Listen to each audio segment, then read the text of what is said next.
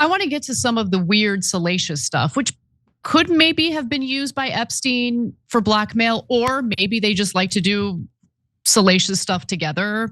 So let me get to those details, because Sulaim and Epstein weren't just, business partners. They were very good friends and did go on vacations together. And look, we don't know for sure what transpired on those vacations, but all we can do is show you what Sulaim and Epstein messaged to each other, okay? So Epstein wrote to him after one enjoyable excursion together in March of 2007, quote, "Hope you had fun. I am glad to have you as my friend. You are the only person I have met who is as crazy as me." After Epstein's death, the Miami Herald discovered that Epstein's neighboring island, Great St. James, had been purchased in Sulaiman's, I know I'm mispronouncing his name and I apologize for that, in his name in 2016. And there's more. In November of that year, 2007, a few months after his indictment in Florida on sex abuse charges, Epstein mentioned to Sulaim hearing a funny story from a woman they both knew. Sulaim replied, "Yes, after several attempts for several months, we managed to meet in New York. There's a misunderstanding. She wanted some business while I only wanted some, I think you can fill in the blank." Epstein replied, "Praise Allah, there are still people like you." Unfortunately, there are plenty of people like that. But anyway, thoughts, Jake, before we move on? No, real quick, last two things here. So Epstein bragged that he had made his money from arms, drugs, and diamonds. And some people thought he was BSing, like showing off in Palm Beach, etc.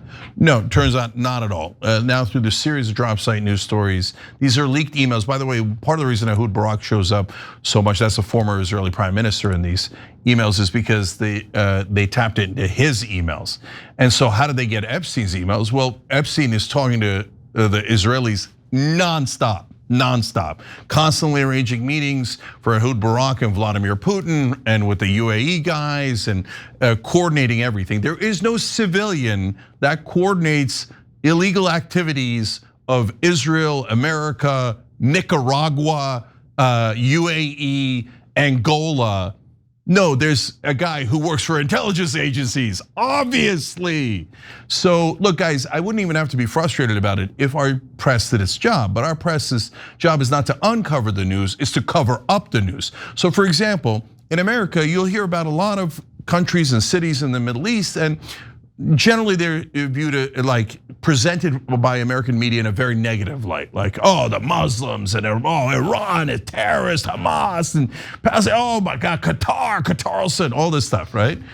But the one place that's golden and never gets any bad press is the UAE. And Dubai, you hear about Dubai all the time. Oh, Dubai, everybody's in Dubai. Dubai is great, Dubai, because they're working with the Israelis. That's why. So, and they totally betrayed the Palestinians, threw them under the bus, don't care at all. They're like, how do we make more money? And the Israelis want to, run our cybersecurity, meaning they pretty much run the country.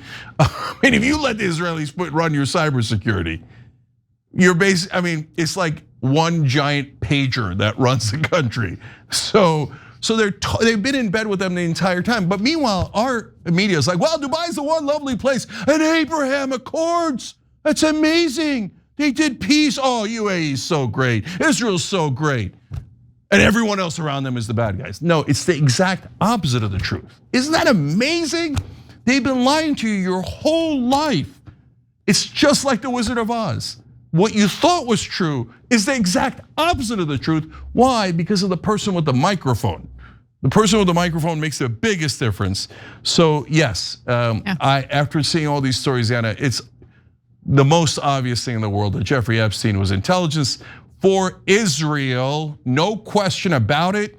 And yes, it appears the CIA knew. If they didn't know that Epstein was Israeli intelligence and he was running all these illegal operations, including with the CIA in Iran-Contra, then the CIA is the most incompetent organization in the history of the world.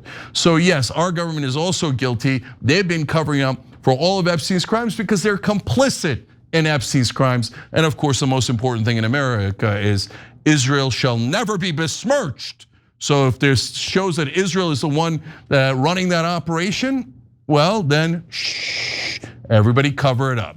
And that's what's been happening until Drop Site News got these emails. Every time you ring the bell below, an angel gets his wings. Totally not true, but it does keep you updated on our live shows.